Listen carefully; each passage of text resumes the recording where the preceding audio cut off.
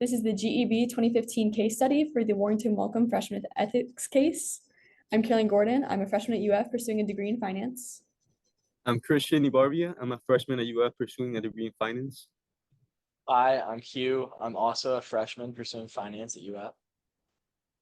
Hi, I'm Eli Garrett. I am also a freshman pursuing a degree in finance. So this is our executive summary of our problem, and this is our agenda for today.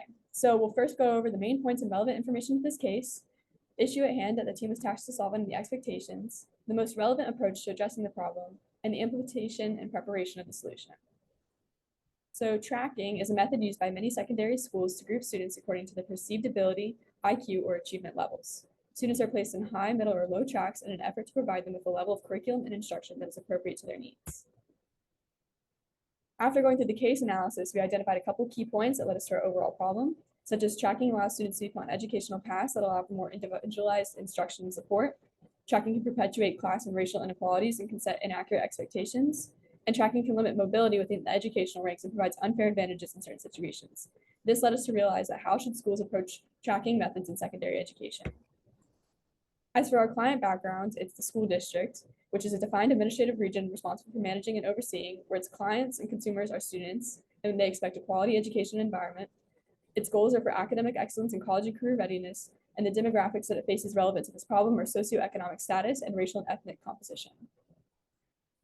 For the current preparation for our client in regards to tracking, some instances where tracking is experienced is IEP and 504 plans, honor versus regular classes, gifted programs. Detracking examples are movements, mandates, and mixed responses from parents, teachers, and students. An example of institutional situations of tracking are AP coursework, SAT, ACT, PSAT. Instances of relevancy for this situation is it's a popular discussion among American culture and Title VI and legislation. So in order to find the key issues with the tracking system present in more schools every day in America, the first thing we have to analyze are the advantages and disadvantages of tracking. Now, the advantages of tracking consist of mainly three. And the first one consists of individualized instruction, meaning that students are able to get more in-depth, get taught in more in-depth courses specialized to their specific needs. And they can also learn at their specific ability level. So for example, lower track courses sometimes help students with disabilities or other specific issues or in circumstances that affect some students and allow them to succeed or at least have a good experience throughout the school journey. Now, it also benefits greatly high achieving students because it allows them to take more rigorous classes or take what's currently known as AP classes or college coursework. So as you can see with the statistic we have here, students who take AP classes are 171% more likely to enroll in college. And yeah. Now, in terms of disadvantages, there are also three main disadvantages that are posed by this current system. The first of which is the consistent segregation between what's known to be the presence of Black and African-American students and Latin students in low track courses, and that disparity between the majority of white Americans being taking part in upper track courses. And what this causes is a difference between the available classes that students can take. So for example, Latino students are less likely to enroll in college prep courses because they don't have access to the many those many courses as other students could. And then the last one would be that students perhaps could have lower self-esteem in their classes. So now we analyze the advantages and the disadvantages of the system. We have to try to find a solution to this problem. And to do that, we have to find a system that achieves two things: that sets equal opportunities and expectations for every student, and that allows any student wishing to learn more to engage with new classes. Now, here we have a school district SWOT analysis. In terms of strength, we have, for example, the desire for academic achievement. In terms of opportunities, we have non-college tracking path. Then for weaknesses, we have decreasing teacher workforce. And then for threats, we have private schools. Factors that affect the client's abilities to meet the challenge would include, for example, clear policies, data analysis, and teacher training. So for our solutions, we wanted to brainstorm a couple ideas, and that way we would be able to see which one fits the best to benefit all parties involved. So for option one, we were looking at public education incorporating maybe more ways to get into a career outside of college. So this includes trade schools, special professions, skill sets, just to name a few. Our second option would be to create a blend of tracking and detracking initiatives. And what this would do is this would affect the people who are left out by tracking courses, such as APs, those who don't qualify. This would make it more ability mixed. And as a result, we would have benefits specifically for those who do not qualify for tracking. And our third option is we would redesign to have higher education expectations of individuals. And we would also provide supplementary assistance for those who do not qualify. So our key issues are mainly all students have equal opportunities and expectations. And this is important because when we deal with tracking, there are concerns whether or not it is beneficial for all or just for the top elite minority.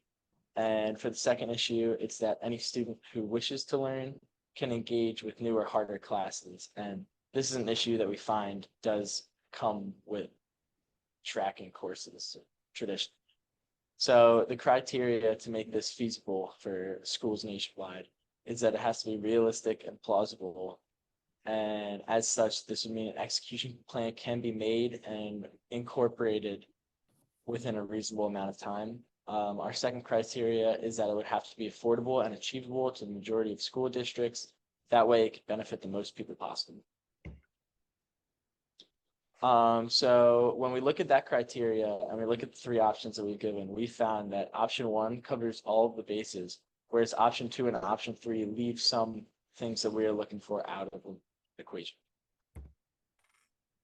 So as a result, we picked option one, and they would start by, we would incorporate more non-college pathways such as trade schools.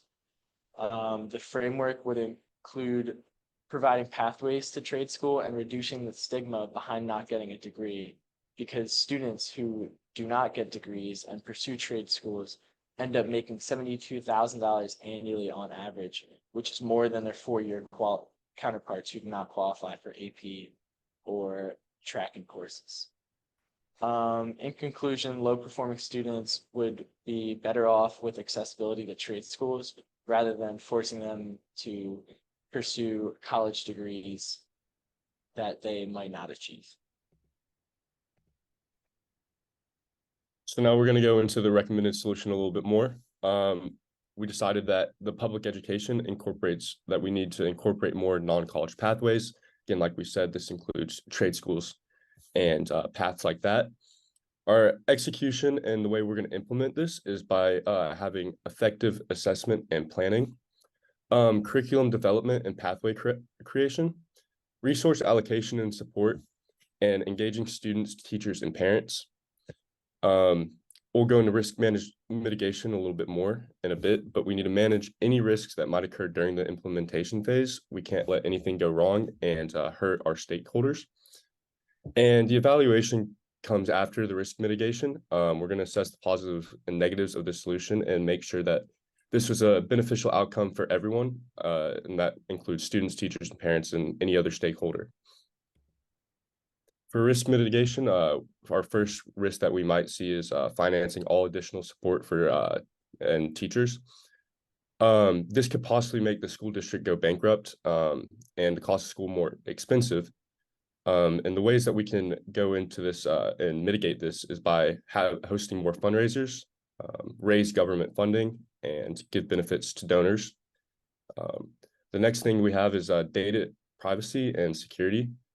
The risk that we have here is that technological services with low security could lead to data breaches and stolen data. And the way we might mitigate this is by using, we conduct thorough security checks, assess and strengthen vulnerabilities, align with data protection regulations. And the last thing we have is equal access. any individual that is at an inequity or access gap could possibly be at a disadvantage. And the way we might mitigate this is by loaning devices and subsidized internet access. We will use affordable content and resources, and we will offer community centers and public spaces for students so that anyone and everyone can have equal opportunities. And for our recap, we've decided that tracking is a complex issue, and there are many disadvantages and advantages. There can be both pros and cons to this, and it can go either way. How should schools approach tracking, phasing, streaming methods, and secondary education is our challenge. Our solution that we decided on is that public education should incorporate more non-college pathways, and the result, students are able to participate in educational opportunities that personally benefit them the most without being put at a disadvantage compared to others. That's our presentation, and thank you for listening.